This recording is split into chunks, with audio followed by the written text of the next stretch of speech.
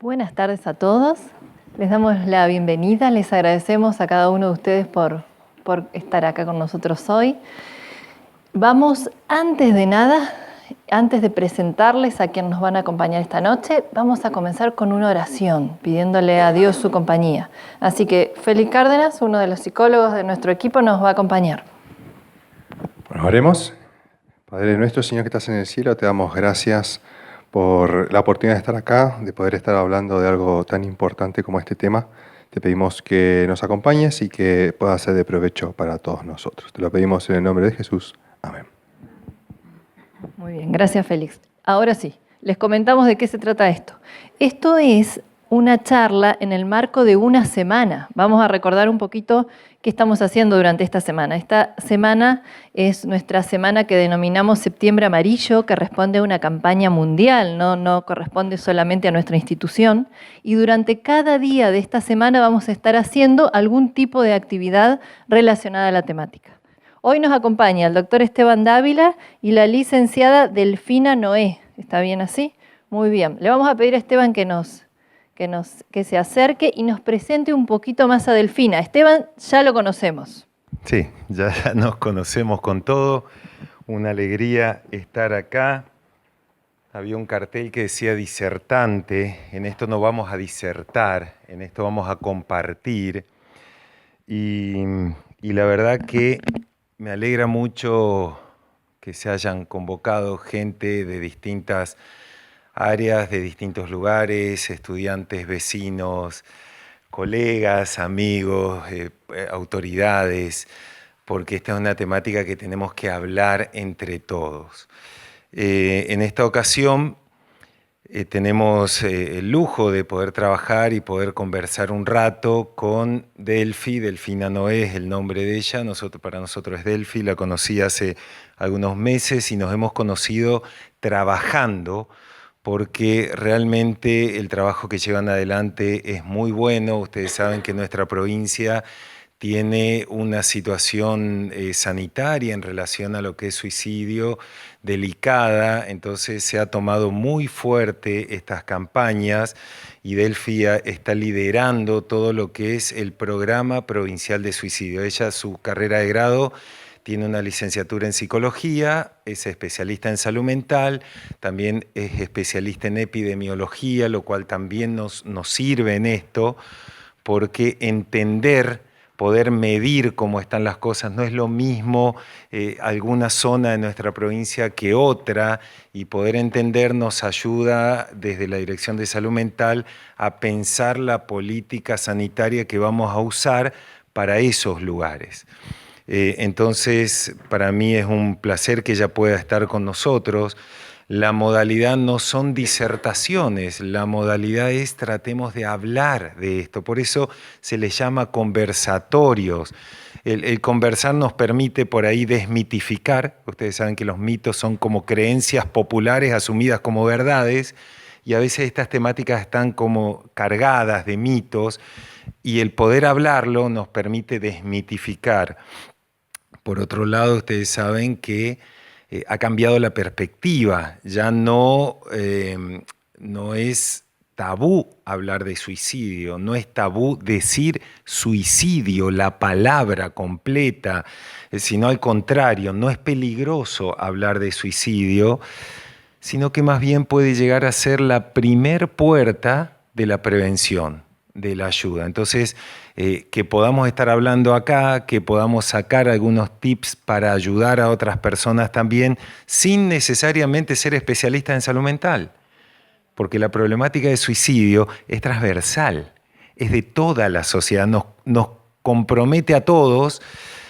Delfi les va a explicar bien el concepto de corresponsabilidad. Todos algo podemos hacer y a todos algo nos toca hacer en esto. Por eso es tan importante que podamos juntarnos todos para hablar. Entonces, bueno, Delfi, si querés acercarte, ya la presenté y como modalidad de trabajo, insisto, no son disertaciones, al contrario, son conversaciones. Siéntanse parte de la conversación, si están muy atrás y quieren venir más cerca, vengan, pongámonos cerca y tratemos de entre todos ir conversando, aportando, sumando con los saberes, la experiencia y también con la intención de poder ayudarnos y también poder ayudar a otros. Así que bueno, Delphi, te dejo para eso y estaremos por acá. Bueno, ¿qué tal? Buenas noches. Bueno, en primera instancia agradecer a Yelén, a Emily, a Esteban.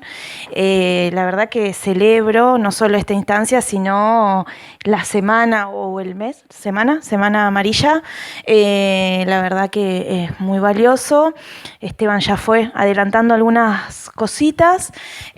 Como decía recién, es un conversatorio.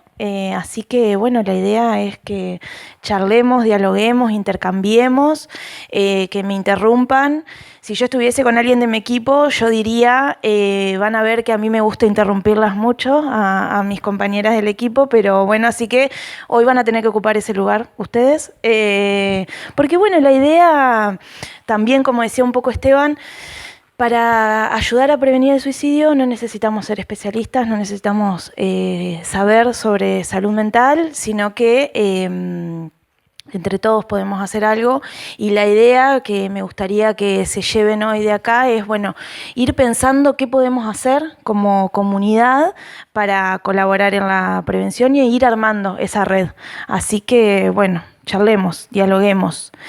Bueno, esto un poco lo fuimos diciendo, la idea es ir promoviendo miradas en común, ir generando acuerdos y criterios que nos ayuden a pensar cómo en esta localidad, en esta comunidad en particular, qué podemos hacer entre todos nosotros para colaborar en la prevención del suicidio.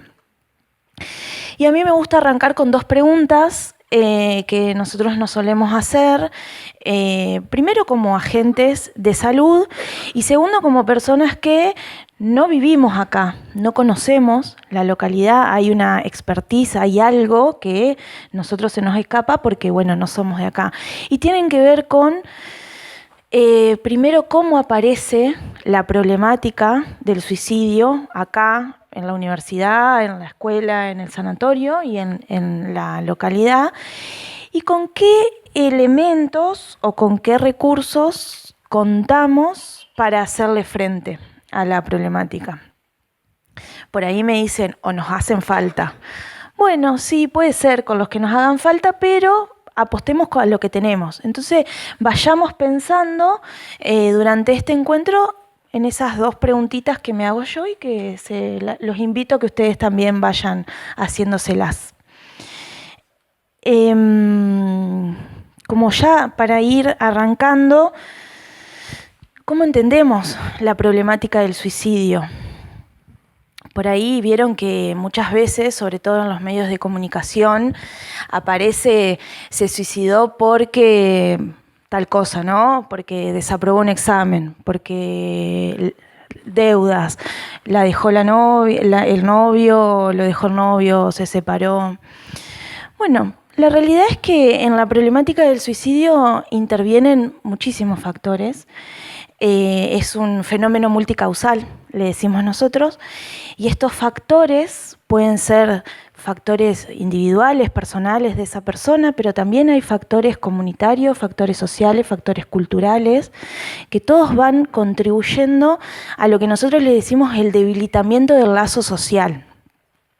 Pero ese debilitamiento del lazo social no tiene que ver con un aislamiento o que la persona queda en soledad o está sola.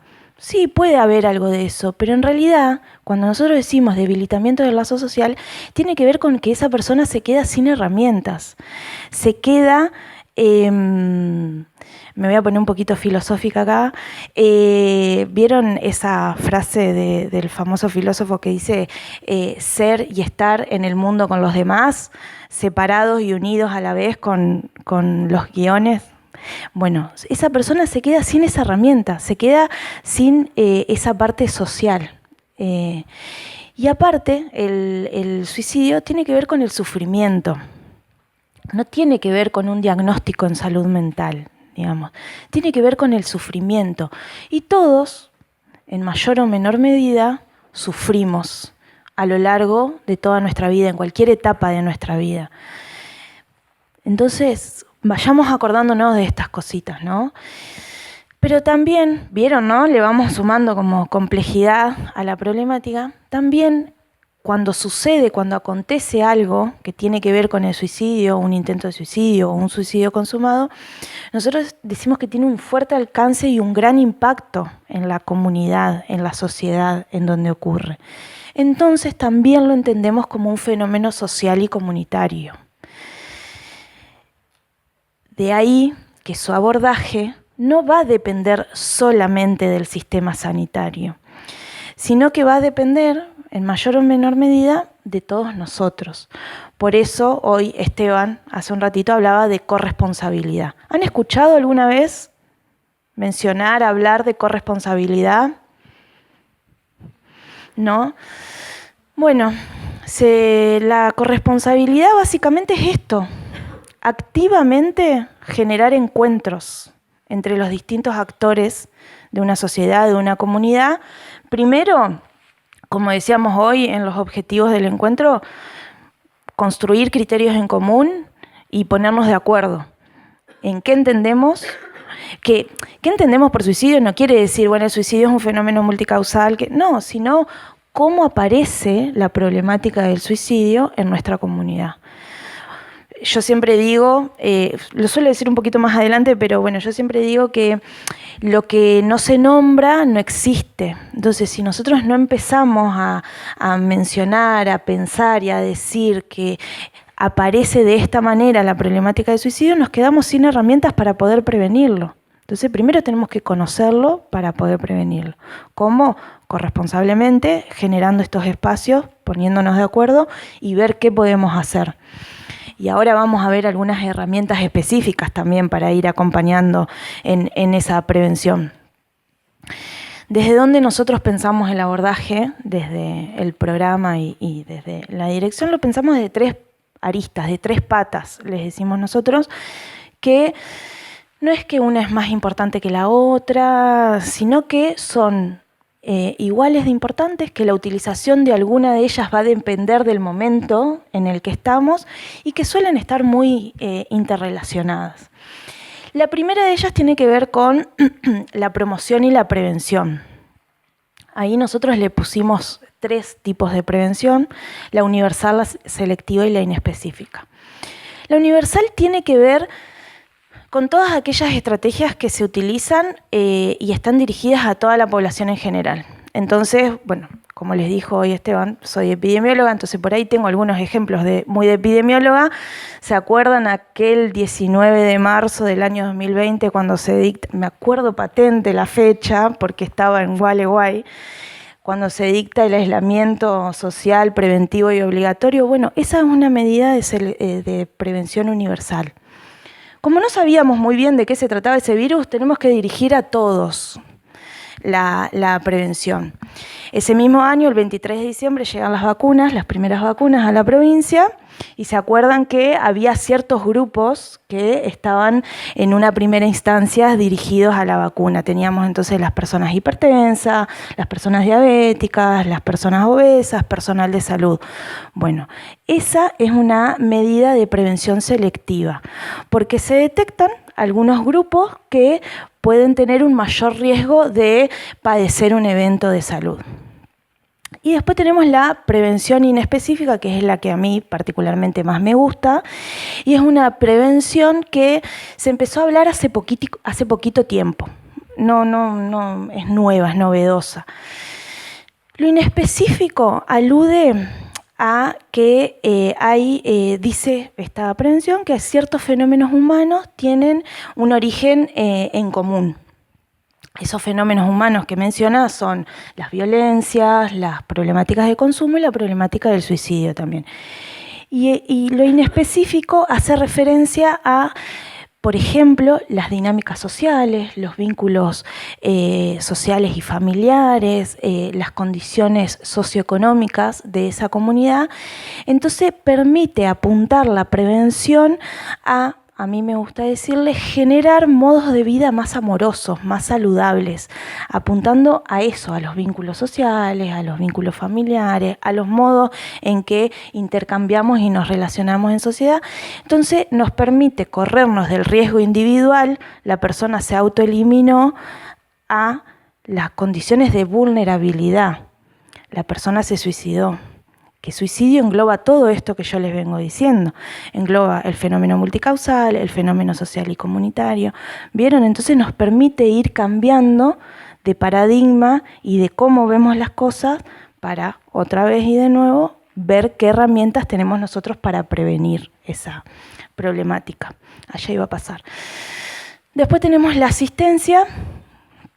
La asistencia nos corresponde a nosotros, al sistema sanitario, es pura y exclusiva del sistema sanitario y no solo interviene en las situaciones de riesgo cierto e inminente, en las situaciones de urgencia subjetiva o de emergencia, sino que también interviene en lo que nosotros le decimos el seguimiento, que son las medidas terapéuticas a mediano y largo plazo, esas estrategias que pensamos desde el sistema sanitario para acompañar a esa persona al momento del alta. Vieron que si alguna vez alguno tuvo alguna operación o tuvo al momento del alta indicaciones, ¿no? Pone el cirujano o la cirujana. Bueno, nosotros en salud mental no hablamos de procesos, no hablamos de procedimientos, hablamos de procesos. Entonces, al momento de pensar un alta también tenemos indicaciones, pero esas indicaciones tienen la particularidad de que van a ser diseñadas exclusivamente para la persona que tenemos enfrente y tenemos que pensarla entre todos. ¿Vieron? Que me pongo un poquito repetitiva, ¿no? A medida que va avanzando me voy poniendo un poquito repetitiva, pero bueno, básicamente es un poco ir entrando en eso. Y después tenemos la posvención, que se la conoce como prevención indicada. ¿Alguna vez han escuchado algo de posvención? Bueno, la posvención, después vamos a hablar específicamente de posvención, pero son las estrategias que se implementan cuando hay un intento de suicidio grave o un suicidio consumado, y se le dice que es una prevención indicada porque se entiende que el círculo más cercano a esa persona queda en un estado de riesgo o de vulnerabilidad mayor.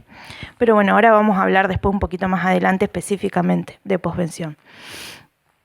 Y acá yo les traje, acá sí se leen bien, les traje unas capturas de pantalla que hice de una noticia que se estaba dando en vivo y en directo un viernes a la noche de una persona que estaba intentando suicidarse en la vía pública. Y estos son comentarios que aparecían de las personas que estaban viendo la noticia ahí, en ese momento. Entonces hay uno que dice: qué pena me dan esos comentarios, es una persona que necesita ayuda. Su depresión no lo deja razonar. ¿Es joda? Alguien puede decirle que solo se va a quebrar entero y será más dolorido que la razón por la que se quiere tirar. Y un emoji ahí con mucha risa. Otro dice: el que quiere tirarse lo hace. ¿Qué tanto teatro? Dejen que se tire. Si el hombre puede, por algo será, y si se lastima, problema de él. Nadie lo mandó. Otro dice, parecido al del teatro, dice: si en verdad se quisiera tirar, ya lo habría hecho. No le hagan caso, aparte su vida. ¿Por qué obligarlo a vivir si no quiere? Este, que es el que más me gusta a mí, nombre. No vaya a ser que sea mi tío, mi papá, mi mamá, ¿no? Nombre, apellido, DNI, si es posible. Otro dicen: graben con mejor calidad, porque había un video ahí que estaba circulando. Otro: el que amenaza no cumple. Que se tire y que quede todo destartalado para toda la vida. ¿Qué me importa? El que se quiere tirar, se tira. No anda amenazando con hacerlo. Eso es típico de cobarde y perdedor. Y hay uno que intenté rescatar en ese momento como para decir, bueno, todavía hay fe, esperanza en la humanidad, que dice, y lo toman a broma, qué poca empatía la del ser humano. Vaya a saber qué problemas puede tener esa persona. Hay que pensar en las vueltas de la vida, a cualquiera nos puede pasar. ¿Han escuchado alguna vez? ¿Han pensado alguna vez algo de esto que aparece acá? Una cosa es que le pase a la persona que estás mencionando y otra cosa que sea mi hermano, amigo, cuñado. La cercanía le da el grado de dolor a la situación. Sí, la cercanía le da un poquito, un condimento extra, ¿no? A esa, como bueno, no quiero que termine de la manera en la que parece que puede llegar a terminar, pero en vivo y en directo por ahí no es tan lindo al corazón ver que una persona no tiene estas cosas. Pero bueno, estos comentarios tienen que ver con lo que mencionaba Esteban hoy al principio sobre los mitos o prejuicios en relación al suicidio. Y como bien decía Esteban, esos mitos son como creencias que son culturalmente aceptadas y que son muy difíciles de desarmarlas, de desandarlas, porque justamente están aceptadas hace mucho tiempo. Y para nosotros es importante desarmarlos, desmitificarlos a estos prejuicios, porque nosotros tenemos que contribuir a un abordaje que sea amoroso, que sea compasivo de la persona que tenemos enfrente y que no contribuya a seguir pensando en la problemática del suicidio como un tabú.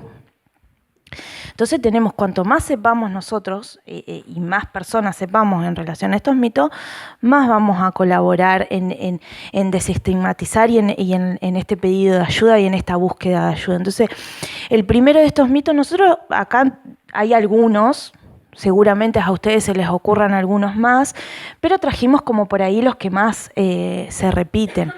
Entonces hay uno que dice, hablar de suicidio puede interpretarse como un estímulo.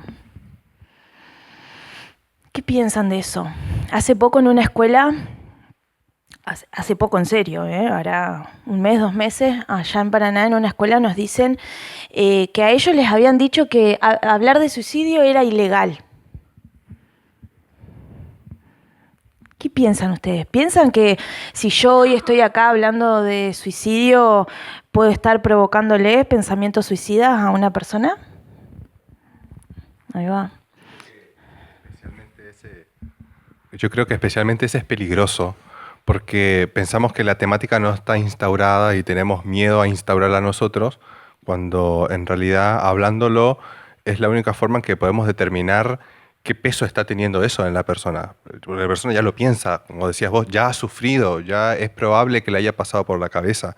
Y entre más evitamos, menos podemos dimensionar el grado de la problemática, ¿no? Entonces, me parece que pensar que hablarlo lo promueve es bastante peligroso. Exacto, porque hablar de suicidio le puede ofrecer a una persona elementos para pedir ayuda, para saber a dónde recurrir y cómo pedir ayuda. Y acá también nosotros nos tomamos como un momentito para hablar sobre el abordaje comunicacional de la problemática de suicidio en los medios de comunicación. Porque entendemos, para nosotros hablar del suicidio en los medios de comunicación puede tener un efecto preventivo en la salud de la población. Porque si este abordaje se hace de una manera respetuosa de los derechos y entendiendo el estado de vulnerabilidad en el que puede quedar esa persona, como les decía, puede tener un efecto preventivo en la sociedad. Y cuanto más personas de nosotros conozcamos que hay algunas normativas en relación a cómo se hace ese abordaje, mayor efecto vamos a tener. Digamos, nosotros desde el programa acompañamos. Hay veces que nos llegan mensajes, bueno chicos, miren, en este medio se hizo de esta manera este abordaje, se puso la foto de la persona, se publicó la carta. Bueno, nosotros pedimos a los medios que ofrezcan una disculpa, que se retracten y que lo hagan de una manera un poco más responsable a ese abordaje. Si ustedes en algún momento llegan a ver que hay un abordaje de ese tipo, se pueden comunicar con el programa, yo después les voy a dejar los medios de comunicación y vemos cómo podemos comunicarnos con ese medio. Después hay otro mito que dice que las personas con ideas suicidas está decidida a morir. ¿Qué piensan de este mito? Por ahí algo que vos habías mencionado antes, que Creo que tiene un poco que ver esto de hablar del suicidio lo previene, porque en realidad o sea, creo que permite a esa persona, como sucede ahora, ¿no? Esto de sentirse tal vez acompañado, porque en realidad la mayoría de las veces la persona no quiere morir, no quiere sufrir. Ahí va, es eso, exacto. No quiere sufrir, entonces no es que vamos a tratar de convencer de que no se quite la vida necesariamente, sino la idea es aliviar el sufrimiento. Entonces, si podemos acompañarlos en esto es hablar del suicidio, ¿no? Hablar de que hay otras opciones o a veces simplemente el acompañar en ese dolor puede aliviar y prevenir. Exacto, exacto. La persona con ideas o intenciones suicidas no se quiere morir, quiere dejar de vivir de la manera en la que está viviendo, quiere dejar de sufrir, como decía Eva, ella ya es amiga de Eva, Evangelina.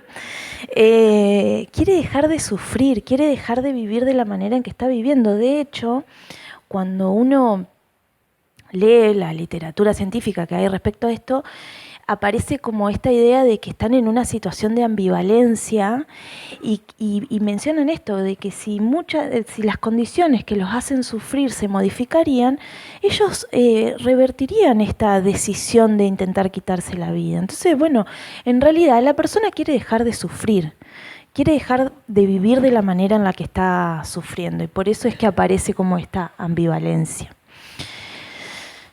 El otro mito dice: las autolesiones surgen porque se divierten, para hacerse ver, porque solamente quiere llamar la atención. Ese es reconocido, ¿no?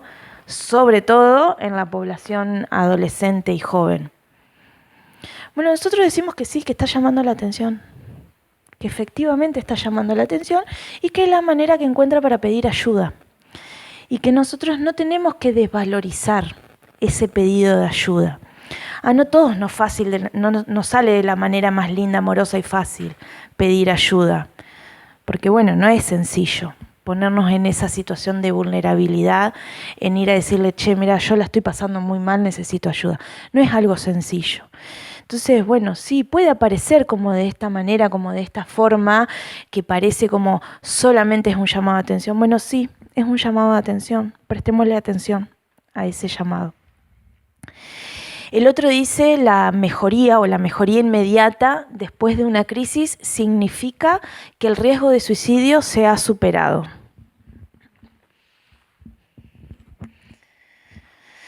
No, exacto.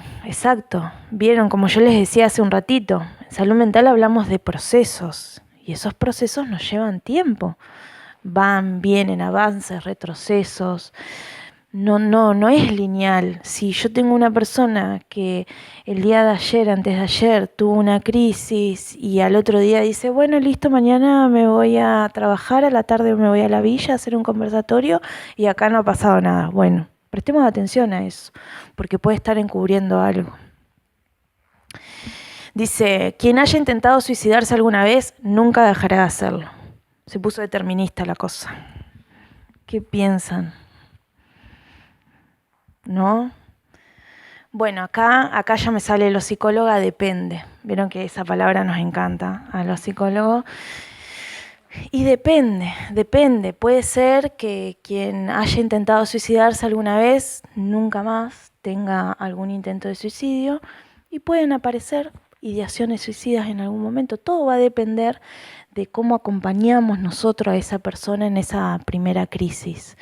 Pero bueno, no todo es tan blanco y negro, ni una persona que alguna vez tuvo un intento de suicidio toda su vida va a intentar. Vieron que aparece muchas veces el mito ese de que la persona que tuvo un intento de suicidio fallido va a intentar hasta que lo logra. Bueno, no, depende de los acompañamientos que hay en ese momento también. Bueno, quienes hablan de suicidio no tienen la intención de hacerlo. Bueno, eso tiene que ver un poco con los dos primeros mitos que hablábamos hoy al principio, de que quienes están hablando de suicidio puede ser que estén pidiendo ayuda también. Entonces tenemos que prestar atención a las señales de alerta que vamos ahora a hablar, que vienen acompañados muchas veces de estas expresiones. Y el último dice, la mayoría de los suicidios suceden repentinamente, sin advertencia previa. ¿Qué piensan? Más o menos depende. Bueno, sí, hay algo de eso, depende. El suicidio se puede prevenir, es prevenible, por eso estamos en el ministerio con este programa, y la mayoría de los suicidios nos dan algún tipo de señal, de alerta previamente. Pero también hay que mencionar que no todos los suicidios son prevenibles. Va a haber algunos suicidios que nosotros no vamos a captar porque pueden depender por alguna cuestión clínica o porque no teníamos las herramientas para detectar esas señales de alerta, pero sí, la mayoría de los suicidios son prevenibles, la mayoría de los suicidios nos dan una señal de alerta previa. Y ahora vamos a hablar, pensé que venía ahí, bueno, viene la señal. No, vamos a hablar primero de los factores de riesgo y los factores de protección. Los factores son características, cualidades, condiciones que rodean a una persona, donde los factores de riesgo pueden aumentar las posibilidades de padecer algún evento y los factores de protección van a disminuir esas posibilidades. Nosotros tenemos que apuntar al fortalecimiento de los factores de protección, digamos, porque son los que nos van a ayudar a reducir comunitariamente el riesgo, las probabilidades de que haya suicidios en una comunidad. Pero bueno, también es importante conocer los factores de riesgo porque, bueno, tenemos que saber para dónde apuntar. Entonces, la problemática del suicidio, nosotros tenemos, por ejemplo, fácil acceso o disponibilidad de acceder a los métodos para suicidarse. Y acá es donde viene, por ejemplo, la importancia de conocer epidemiológicamente una población.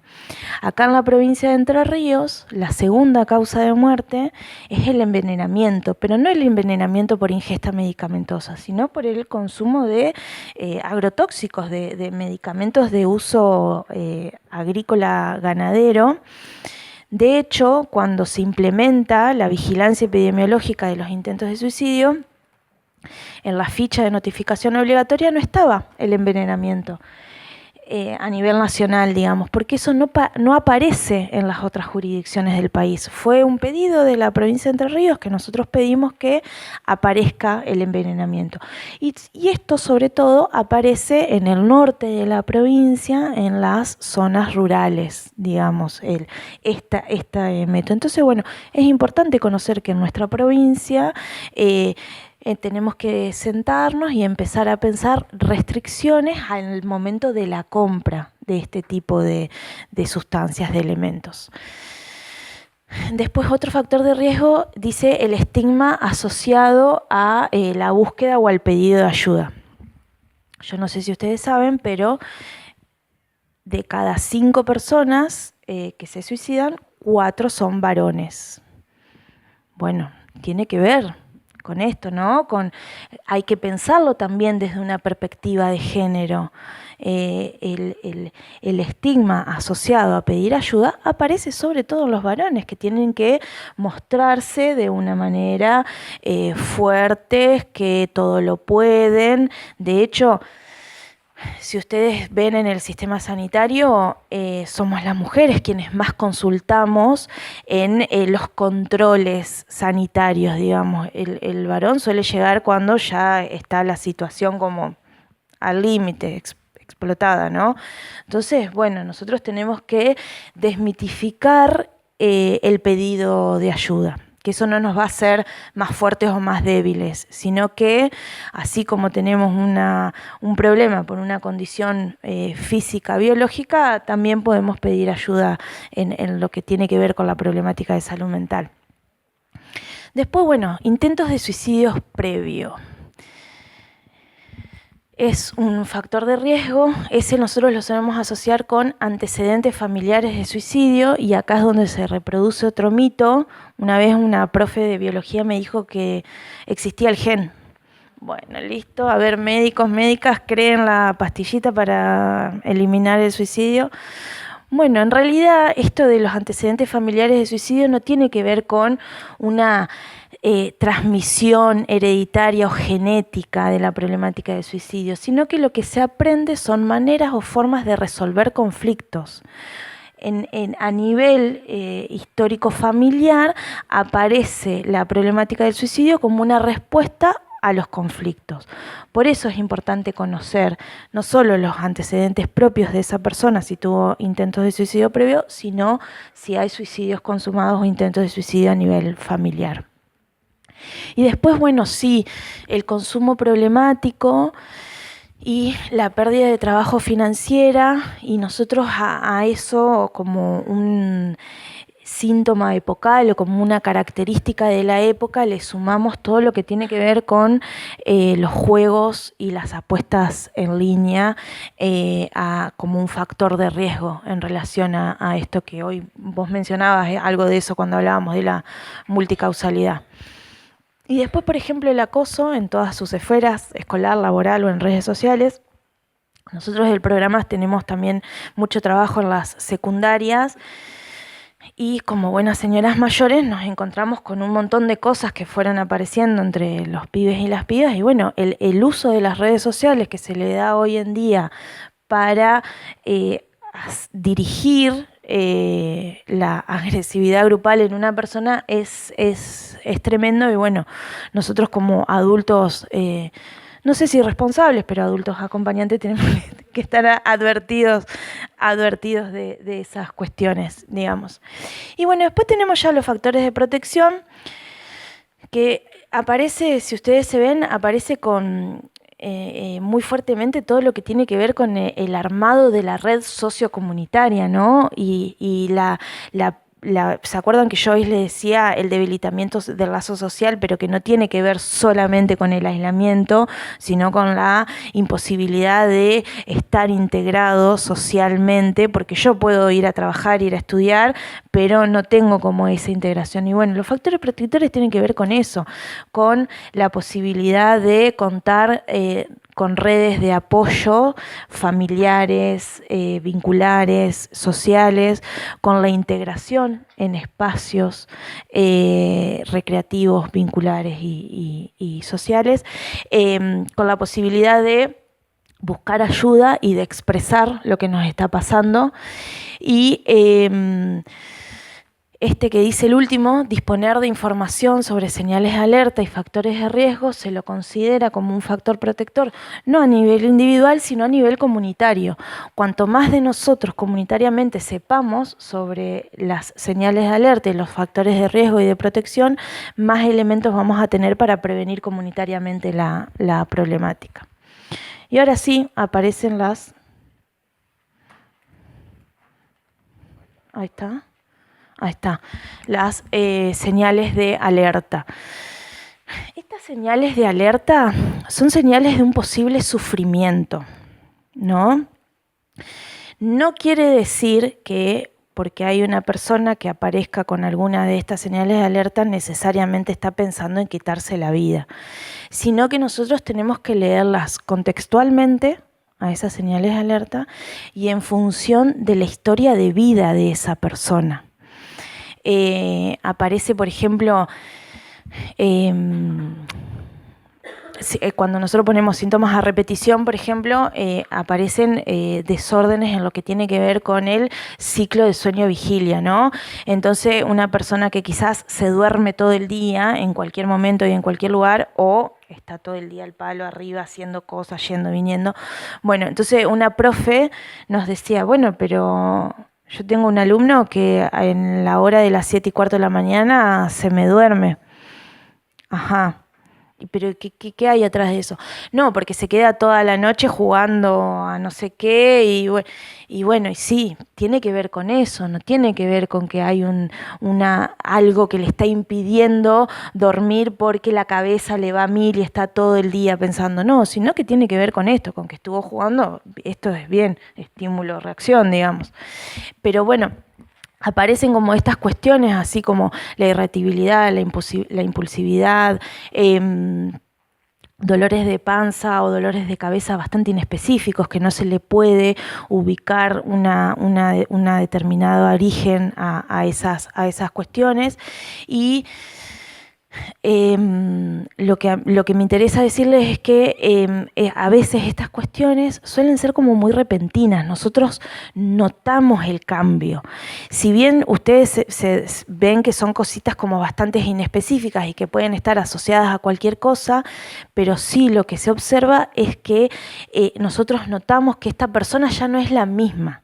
Que esta persona no siempre se enojaba por todo, no siempre estaba siempre sensible y llorando por cualquier cosa, no siempre empezó a de repente dejar de tener disfrute o placer por las cosas que antes le generaban, o empieza a encerrarse, empiezan en las ustedes van a ver que yo doy muchos ejemplos de adolescencias porque trabajamos mucho con las adolescencias, pero esto lo podemos replicar en absolutamente todos, pero aparece, ¿no?, el alumno que siempre levantaba la mano, que siempre era el que organizaba el grupo y que hacía todos los trabajos prácticos y que organizaba la salida del fin de semana, y de repente todo eso deja de aparecer. Entonces, son señales de que hay un posible sufrimiento. La idea, cuando nosotros empezamos a detectar estas señales de alerta, es acompañar a esa persona. ¿Cómo acompañamos, no? Como yo les decía hoy, así como no es sencillo pedir ayuda, tampoco es sencillo escuchar el sufrimiento del otro. Y en eso nosotros también tenemos que conocer nuestro límite, ¿no? Conocer hasta dónde podemos llegar, porque no es lindo escuchar que una persona está atravesando este sufrimiento. Pero nosotros siempre decimos también que cuando una persona nos viene a contar que está sufriendo, de alguna manera nos pone en un lugar de privilegio. Porque no es sencillo expresar nuestra vulnerabilidad y no lo vamos a hacer frente a cualquiera. Entonces, si hay una persona que se acerca a nosotros a contarnos de su sufrimiento, o que nosotros detectamos que puede estar sufriendo y nos acercamos y le preguntamos y esa persona nos empieza a contar, la idea es dejar que esa persona pueda hablar, que se pueda expresar. Decimos siempre es mejor escuchar antes que hablar. Respetar los silencios, no tenerle miedo a los silencios. Porque este diálogo no va a ser así una radio abierta como yo ahora, sino que va a ser, digamos, como con muchos silencios, como con mucho eso, así, pausado, lento. Y nosotros tenemos que disponernos a escuchar a esa persona, y la idea es, de hacernos ese espacio y ese tiempo para poder acompañar.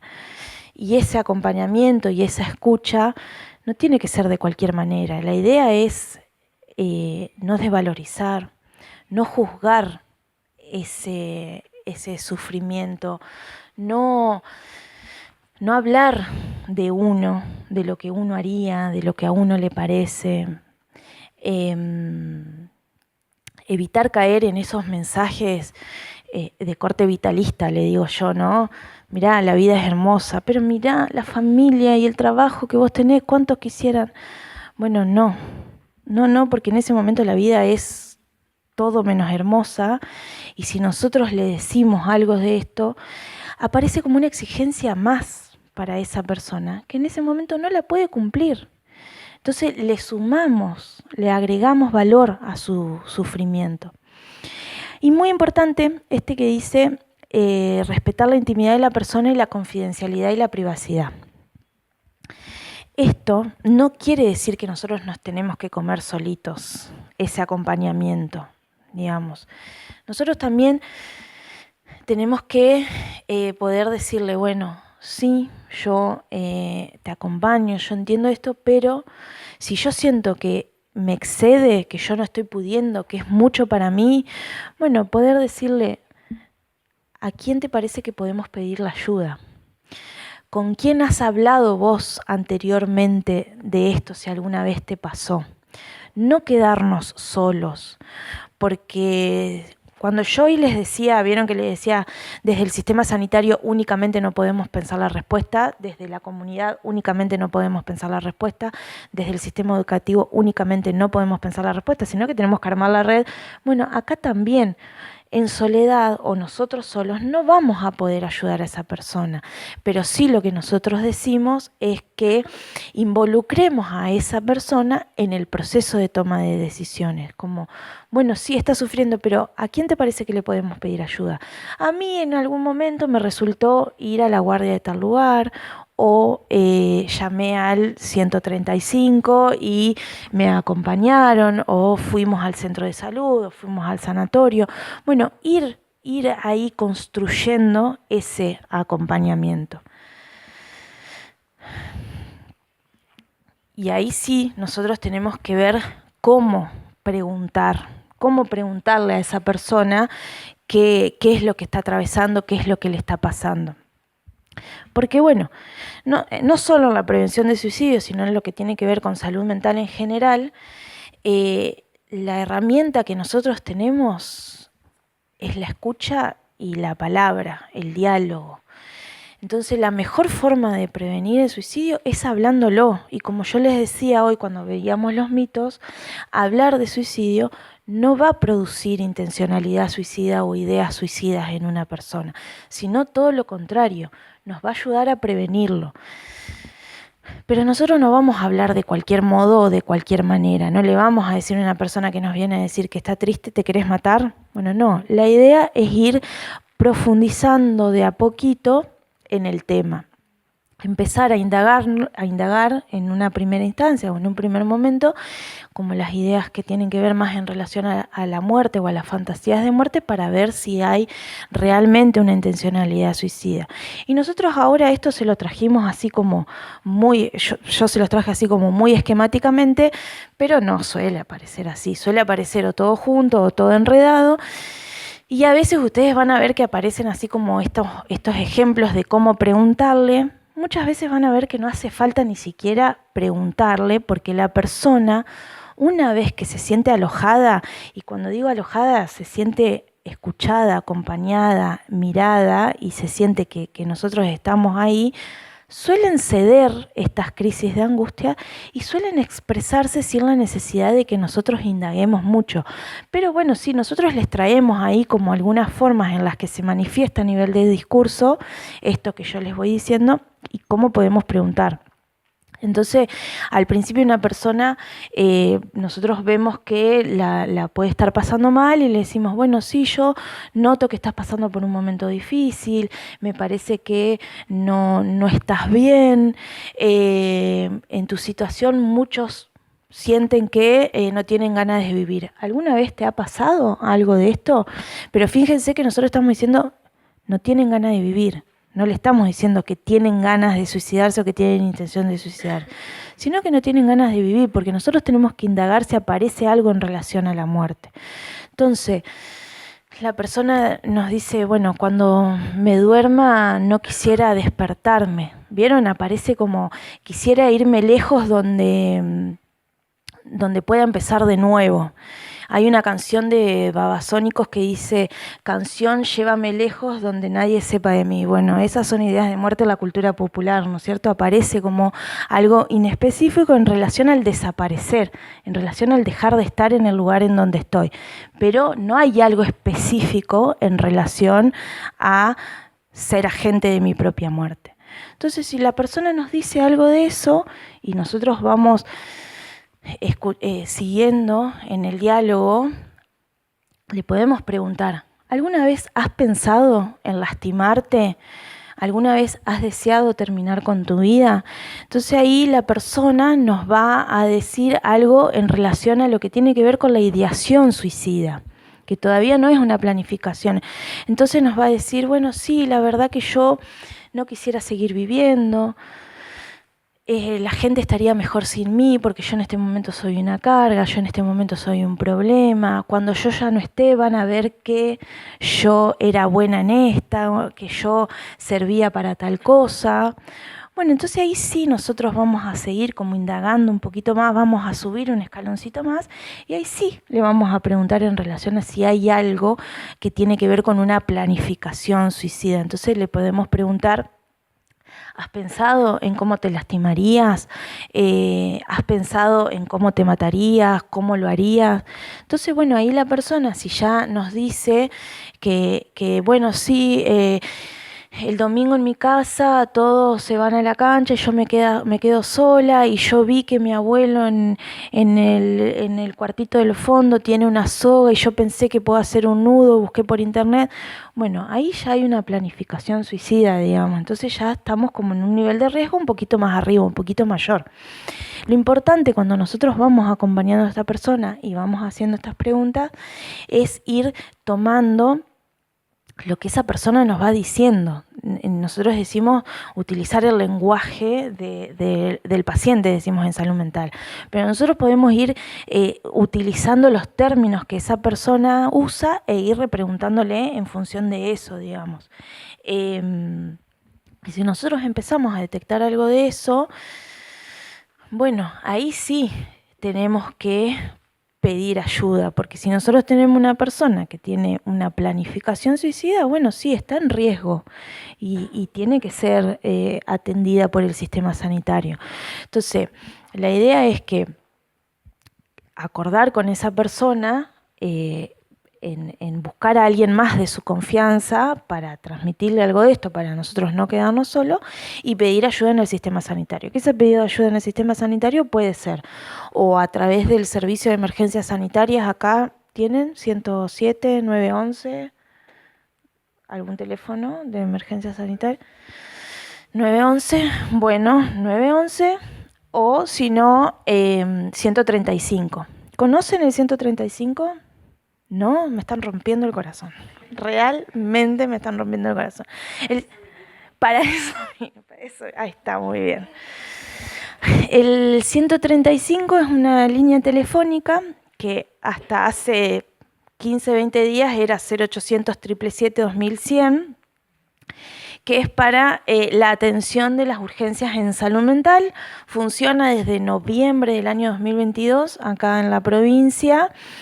Y bueno, está para eso, para acompañar no solo a una persona que está en una situación de crisis, sino también para orientar y acompañar a alguien que está acompañando, a alguien que tiene una crisis o que no sabe qué hacer, o también para decir, bueno, yo llamo al servicio de emergencias. No sé, a ver, allá la compañera quiere decir algo. Acá en la localidad, para los chicos residentes que son extranjeros que vinieron hace poco, está la Guardia Urbana para esas emergencias y un servicio de bomberos voluntarios que los casos tenemos de ellos resolver. Tenemos un representante, perdón, que lo mandé a frente a la. Bueno, la verdad que me viene muy bien tu dato, porque después cuando yo les dé algunos ejemplos de qué podemos hacer a nivel comunitario, vamos a utilizar esto que vos decís.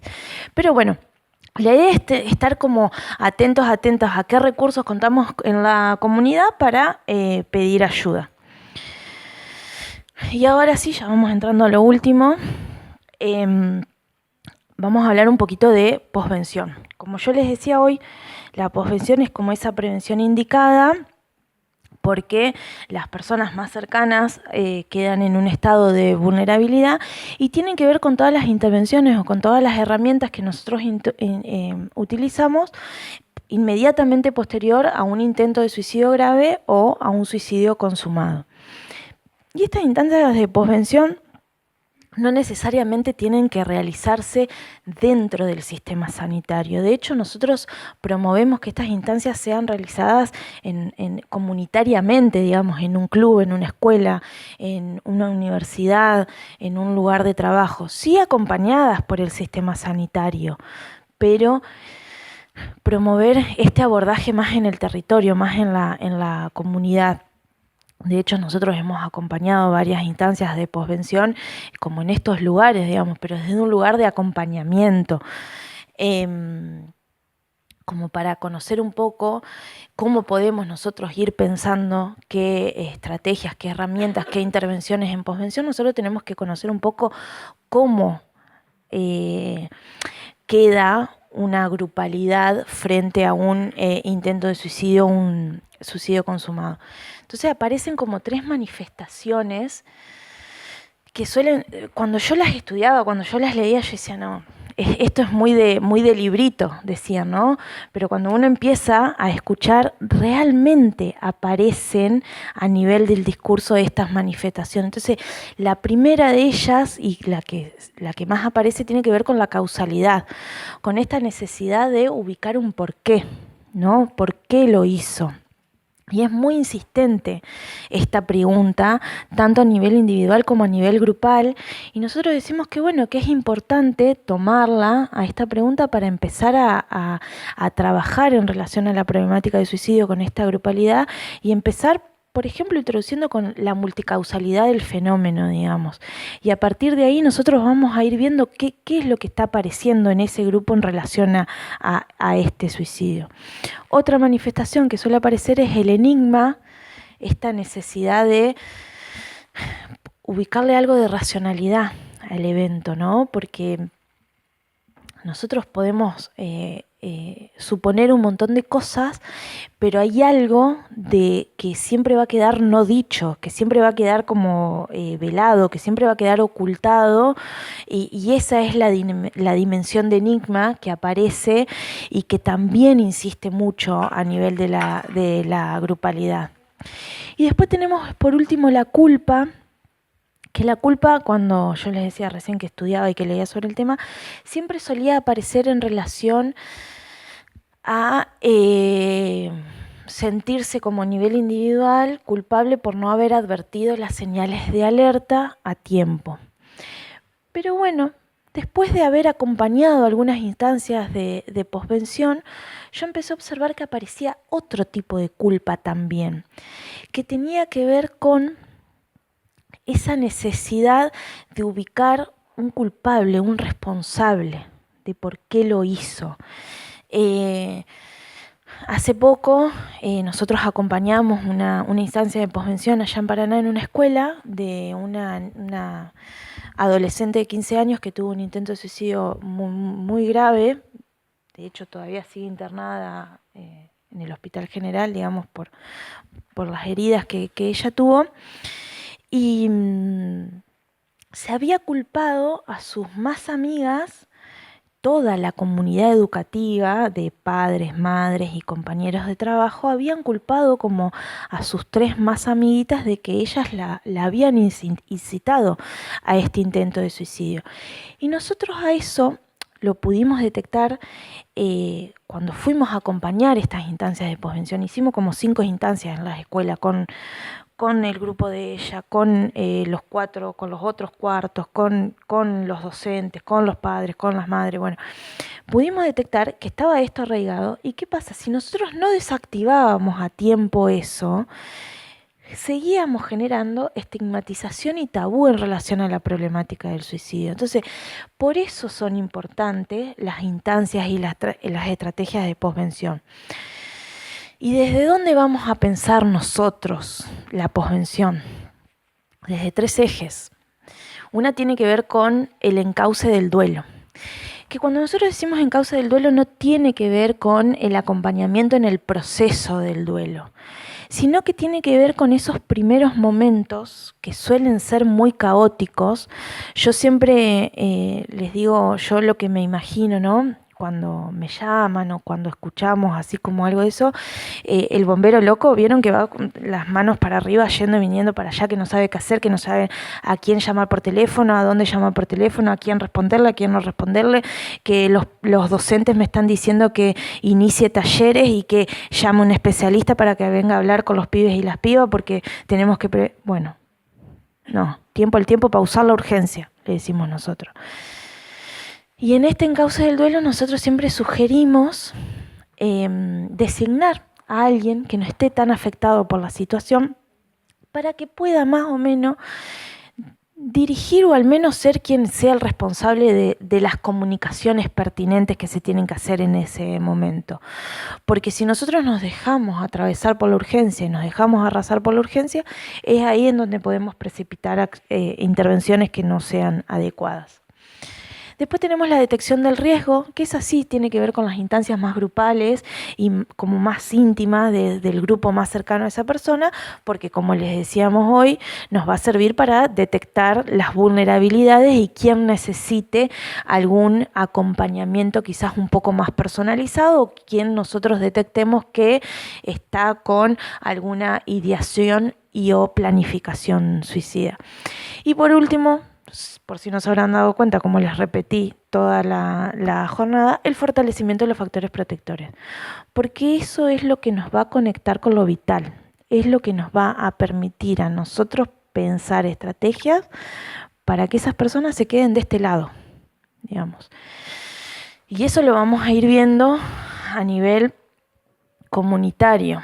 Entonces, ¿qué podemos hacer nosotros como comunidad una vez que hayamos pensado cómo aparece la problemática del suicidio en nuestra comunidad? Bueno, nosotros les traemos algunos ejemplos que son como muy desde la generalidad, pero a mí me interesa lo que mencionaba la compañera hace un ratito, de que, bueno, acá está la Guardia Urbana y mencionó como algunos otros dispositivos, porque, bueno, algo que suele funcionar muchísimo y que nosotros siempre incentivamos a que los hagan es un recursero local. Y que ese recursero local no tiene que ser muy extravagante, tiene que tener 3 o 4 columnitas de quién, cuándo llamar, a dónde llamar y para qué llamar, digamos, y que eso esté la ciudad empapelada con ese recursero. Hace poco fuimos a una localidad del interior de la provincia que están en el armado de una mesa intersectorial. No, perdón, ya armaron la mesa intersectorial, nosotros acompañamos en el armado y estaban así, ella me dice, estamos un poquito parados, no sabemos qué hacer. Y bueno, entonces empezamos a reunirnos con ellos y dice, sí, porque fuimos hasta el barrio y vos podés creer que no conocen el 0800. Y yo hice el mismo, me rompieron el corazón. Le digo, pero bueno, ¿qué estamos haciendo nosotros para difundir ese 0800? Bueno, imprimamos los flyers, vayamos al barrio y justo coincidía con que había una jornada de control de niños sano, me parece, o control de carnet de vacunación se iba a hacer en el barrio. Bueno, aprovechemos que ya va todo ese dispositivo y nosotros nos paramos al lado y ¿conocés el 135? Mirá, te dejo un flyer, si vos o alguien que conocés necesita ayuda podés llamar, es un dispositivo. Bueno, ir armando la red, porque también nos pasa eso, ¿no? Cuando nosotros empezamos a escuchar a la gente así, dice, sí, pero yo los miércoles tengo un taller de fútbol en tal barrio. ¿En serio? Porque vos sabés que yo los jueves hago el taller de bordado y una mamá me dijo que su hijo quiere empezar fútbol. Bueno, empecemos a comunicarnos entre nosotros, a ver qué recursos tenemos, capitalicemos esos recursos en un lugar y empapelemos la ciudad con todo eso, digamos, porque eso tiene que ver con la prevención inespecífica también. Digo, que una persona vaya a un taller de fútbol no previene directamente el suicidio, pero sí va a colaborar a promocionar modos de vida más saludables, más amorosos, digamos. Y bueno, después esto que estamos haciendo hoy también es una estrategia de prevención inespecífica y tiene que ver con esto, con promover jornadas en días específicos. 10 de septiembre, prevención de suicidio, 10 de octubre, Día de la Salud Mental. Hace poco, en marzo, me invitaron a la UTN allá en Paraná, en el marco del Mes de la Memoria, a ir a dar una charla. Yo decía, ¿qué puedo ir a hacer yo como coordinadora del programa de prevención de suicidio en el marco del Mes de la Memoria en una universidad tecnológica? Cuando me cuentan de qué venía la cosa, resulta que en el marco del Mes de la Memoria querían hablar sobre los derechos humanos y el cuidado como un derecho humano fundamental. ¿Y cuáles eran las políticas públicas en relación al cuidado, ¿no? Una manera de hablar sobre suicidio y colaborar en la prevención de suicidio por el 24 de marzo, digamos, como ir pensando formas de transversalizar la problemática, decimos nosotros. Después, bueno, a nivel comunitario ustedes van a ir buscando a ver cuál es la mejor manera. Ahí nosotros les dejamos algunos documentos que hemos elaborado desde el programa, que están todos disponibles en ese QR. Y también está disponible un dossier con todo lo que yo les dije hoy, escrito de una manera un poco más linda seguramente, pero bueno, tienen acceso a todo eso si lo quieren escanear. Y ahí les dejamos las líneas de contacto con el programa y el maravilloso 135, que para mí es una herramienta que hay que empezar a empoderarse en su uso. Y bueno, hasta acá llegué. Si alguien quiere hacer algún comentario, hacer alguna pregunta, o el doctor, y me voy a sentar un ratito. Acá tenemos el micrófono, lo podemos aprovechar. El tema del 135 fue un logro también, porque no es lo mismo, ¿cuántos son? 7, 8 números. 9 números. 9 números versus 3 números, ¿no? Es muy simple, la mnemotecnia la inventamos hace poquito. El número te entra en una mano, es 1, 3, 5. Entonces es fácil acordárselo, aprenderlo, utilícenlo. Es muy interesante esto, porque por ahí nos capacitamos y decimos vamos a hacer esto, vamos a hacer lo otro, pero llegado el momento, a veces nos quedamos en blanco. Y ahí es fácil, 1, 3, 5, llamamos. Y justamente hoy estuvimos con parte del equipo de la línea trabajando instancias y proyectos en el sentido de ir mejorando esa atención, que es una atención buena, es excelente. Las personas tienen capacitación en salud mental, o sea, no son improvisados, no es una persona cualquiera que te dice, a ver, ¿qué podemos hacer? Ellos manejan los recurseros, trabajan de a dos. Mientras uno recaba la información, el otro va mirando en qué área está, si llama al 911, si llama al 107, es decir, trabajan muy bien. Y esto también ayuda a que a veces es una pregunta, es solamente despejarse una duda, y pueden despejar y evitan tener que ir a sacar un turno que le dan el turno de acá a 1 mes y medio.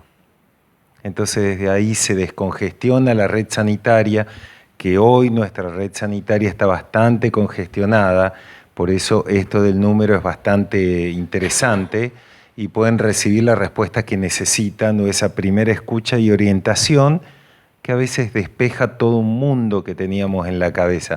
Así que utilícenlo a ese numerito, le llamamos de fantasía porque es cortito, pero es una herramienta muy útil, ¿no? Sí, y no solo hacemos como estas intervenciones en el momento, le digo yo, que abren y cierran en un llamado, sino también hacemos seguimientos al interior del dispositivo. Si nosotros observamos que hay una persona como que no está muy claro qué es lo que le está pasando, bueno, acordamos, te llamamos esta tarde, te llamamos mañana, te llamamos la semana que viene o llamanos vos, hacemos articulaciones y derivaciones con el sistema sanitario también. Y bueno, como todo dispositivo y que fue muy novedoso en su momento, fue evolucionando con el transcurso del tiempo, y también hacemos articulaciones como por ejemplo con las fuerzas de seguridad o con el Consejo General de Educación o con las universidades ante situaciones de urgencias puntuales. Nos llaman y nosotros orientamos, acompañamos o actuamos también.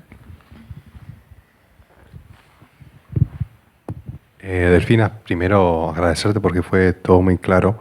Me quedé pensando en las preguntas que hacías al principio y en los mensajes que mostraste, ¿no? Y pensaba en qué fácil es evitar pensar en esto, alejarnos del dolor, no empatizar y tener quizás una postura inclusive hasta más escéptica hablando del tema, y que es clave, ¿no? Empezar a acercarnos, empezar a pensarlo, empezar a hablarlo. Hablabas de esta cuestión de la corresponsabilidad, ¿no? Sentirnos parte y que tenemos algo en el fondo para hacer, tenemos algo para decir, independiente de mi profesión, independiente de mi oficio, independientemente, todos en nuestro círculo, digamos, de influencia, algo tenemos para hacer, y por ahí pensar en estas cosas que nos fuiste contando es de gran valor. Bueno, muchas gracias. La idea es desmitificar todo lo que aparece en relación a la problemática de suicidio y sacarnos miedo ¿no? Porque, bueno, genera angustia, genera miedo sentirnos como de alguna manera responsables de la vida del otro. Nosotros es algo que lo trabajamos mucho cuando vamos a las escuelas y hacemos talleres con los adolescentes y en el acompañamiento entre pares hablamos, ¿yo soy responsable de la vida de mi compañero o de mi compañera? Bueno, eso nos genera angustia y la idea de ir trayendo estas herramientas a las comunidades es ir sacándonos un poco de esa angustia. Pero como decía Esteban, nosotros podemos estar... A mí también, en una guardia, a veces me da miedo firmar la no internación de una persona cuando viene o nos da miedo como especialistas y profesionales de la salud mental. Pero bueno, nosotros ya dimos el primer paso, escuchamos. Ya sabemos que existe un 135 y que si no podemos, llamamos y pedimos ayuda y que no está mal pedir ayuda.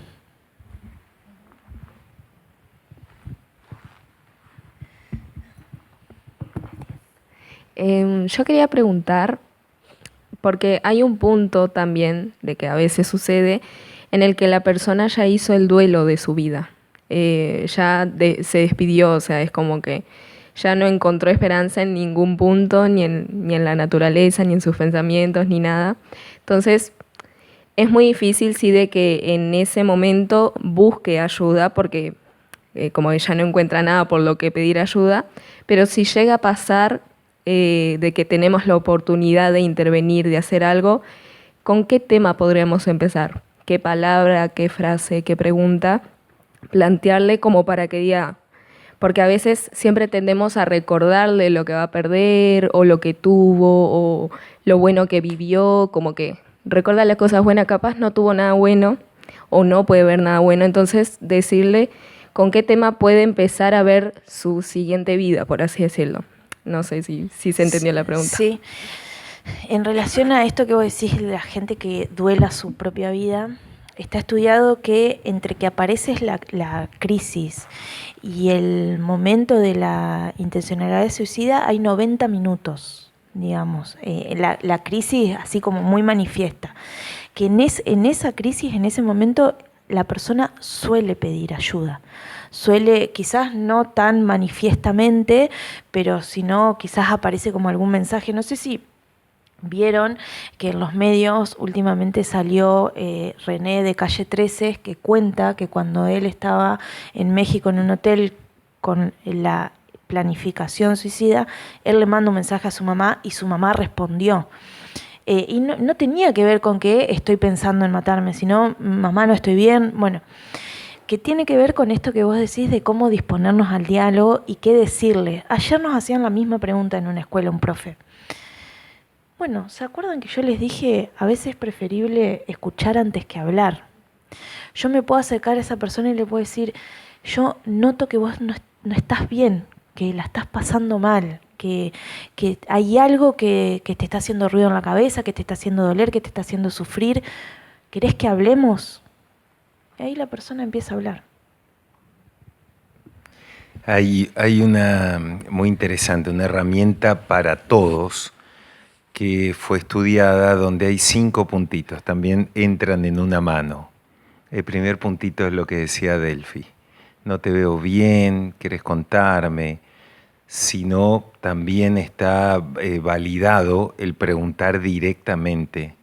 ¿Vos estás pensando en matarte? ¿Se te pasó por la cabeza? ¿Vos estás pensando que la vida no tiene sentido? ¿Vos querés suicidarte? O sea, preguntar directo. Pero el segundo punto es lo que marcaba recién, la escucha empática. La escucha empática tiene que ver con una escucha comprensiva que no juzga. Y eso es muy importante, que no juzga, escucha. Hay un tercer puntito que es, tratamos de alejarlo de la situación de peligro. Si estamos en un balcón, vamos al living.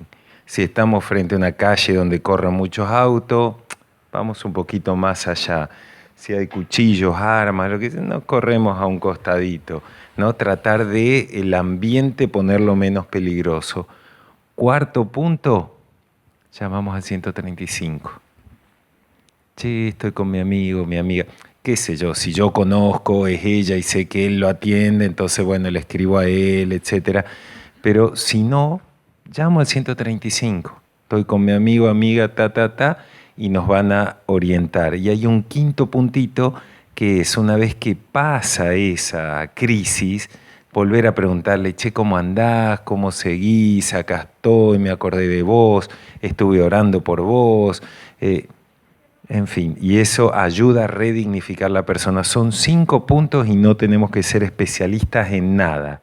Preguntar, escuchar, alejarlo del peligro que yo vea, llamar al 135 y después volver a preguntarle. Bien cortito. Esta problemática que estamos hablando acá en Libertador San Martín, en el centro de nuestra provincia, es una problemática que se está hablando en todo el mundo. El mundo en sí está con pocos especialistas, el mundo en sí está viendo que esta problemática cursa más allá que los sistemas de salud. Como sociedad hemos llegado a esto, como sociedad tenemos que empezar a dar pasitos para atrás para volver a que nuestra comunidad, recién marcó muchas veces esto de comunidad, sea una comunidad alegre, que podamos poner una sonrisa, que podamos ser empáticos, que podamos comunicarnos, nuestras instituciones, hablar de estos problemas a tiempo. Entonces, creo que de esa manera vamos a poder ir ayudando. Por eso es una corresponsabilidad. Todos tenemos algo para hacer en esto. ¿Alguna pregunta, alguna opinión más? Allá.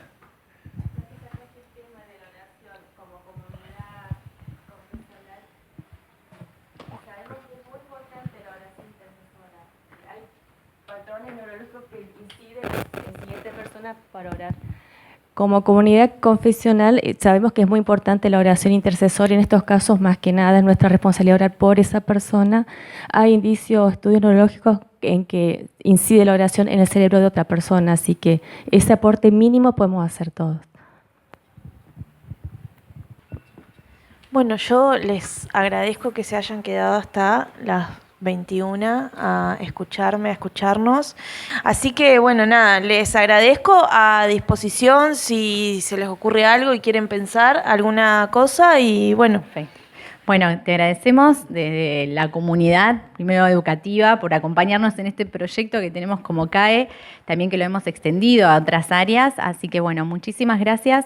Tenemos un pequeño presente, sí, para los dos, por el viaje.